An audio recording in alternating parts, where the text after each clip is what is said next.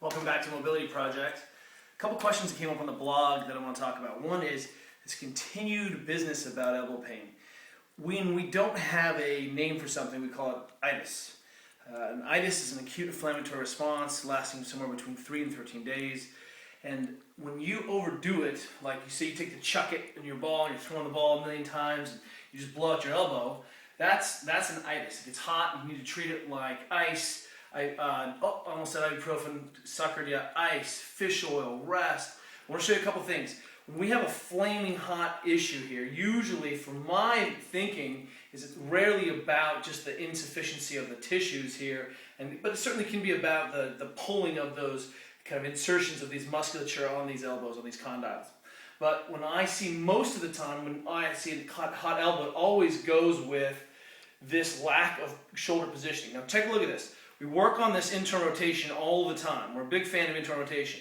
This internal rotation of the shoulder doesn't necessarily mean that I'm going to internally rotate in these positions, but I need to have the slack because when I bring the shoulder into this, I need that position in the capsule so that I can keep the shoulder back in a good position where I can then actually rotate into a strong supported joint position.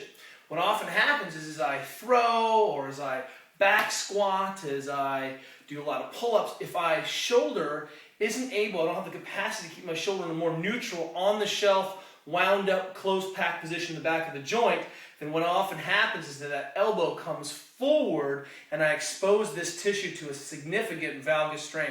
And a valgus strain is just this kind of strain, this kind of internal strain. This is what we call varus, this is valgus. Valgus here, varus on the outside. Usually, this just means the elbow's coming in. So when we see this, we've got to do a couple things. One, we've got to treat the elbow right off the bat. So the way I'm going to propose to you is don't be a knucklehead. Let's say that you have a paleo margarita. It's like the San Francisco margarita, but instead of actually having tequila in it, you've got your daughter's banana. But what I want you to do is make it simple about this. Grab a piece of ice out of your gin and tonic. I think gin is paleo. Right? Wrap it in an ice cube. Don't get a cryo cup. Don't get a Dixie cup. And now look, I'm icing and then I'm drinking and icing. So I need to create blood flow on those tissues. So hit that thing, 5 minutes of direct ice massage. I've got it wrapped. Wipe the water off. You can get it actually colder. Wipe the water off. Keep wiping the water off. And then very quickly, this is going to be very, very numb. 5 minutes of ice massage equals 20 minutes, 30 minutes, 40 minutes of some crappy bag of peas. Ice cube, hit the issue that's pissed, come back in. Over your body.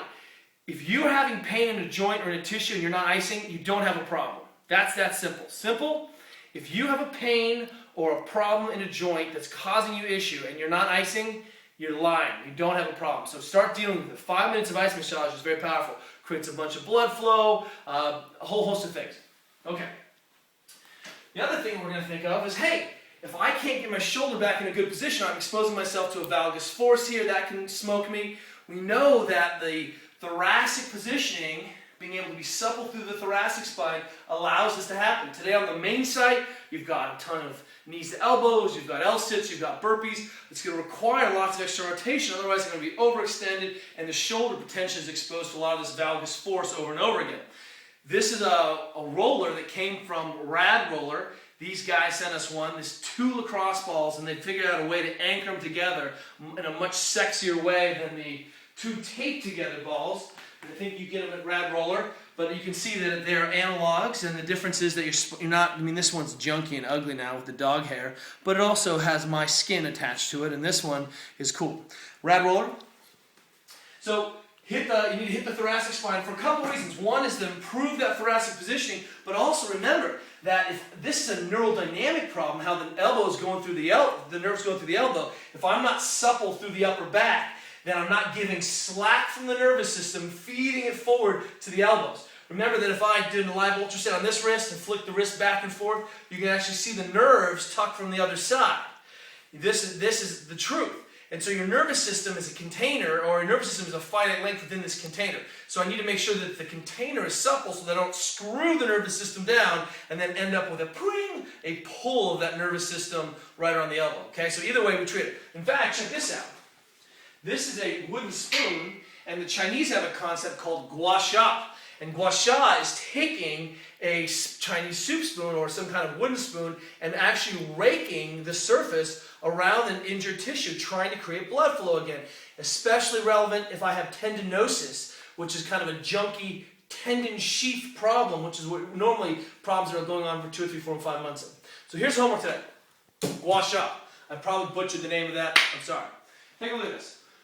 I want you to test yourself on your pull-up position versus your chin-up position. Remember our original mandate, this needs to equal this. What you're going to find, dollars to donuts, is that this palm-facing position, this supinated position, is going to challenge this position. And especially as you get overhead, you're going to find that if you're short, that shoulder's going to come forward. And so what you're going to see is this is a good, strong tell about me being in a bad position. Most of us are very competent about pulling here. As soon as we are asked to pull in this position, many of us can barely hold a grip. You'll see the twisting and torquing happening, and that's because I lack this capacity to be externally rotated. We keep seeing this. Overhead external rotation, pressing external rotation, pulling external rotation. I've got to be able to generate this external rotation. That external rotation happens to protect. All right, so take a look. Here's a new mode for you guys.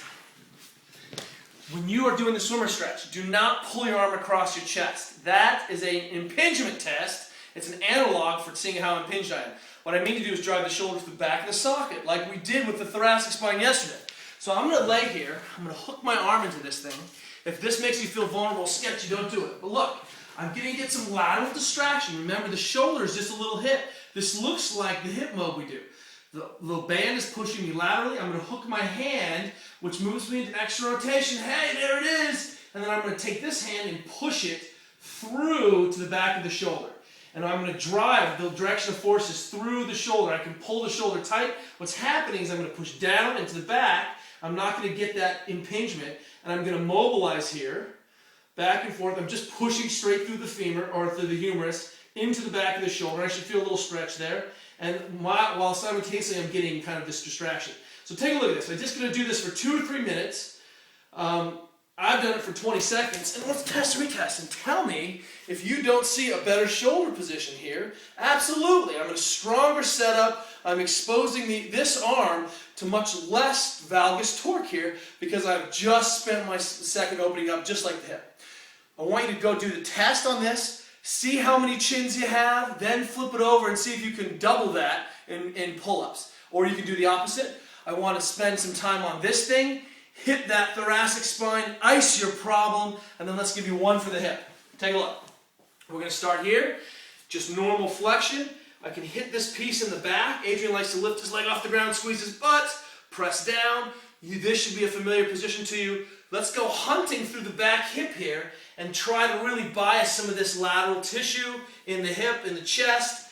And then we're going to shift it back into this hip, kind of screwing back and forth, and then let the foot fall out. Keep twisting up, try to get the belly button to the foot. We're going to keep winding across until I kind of hit the back. Spend 2 minutes on that. Go PR tomorrow. We'll talk to you then.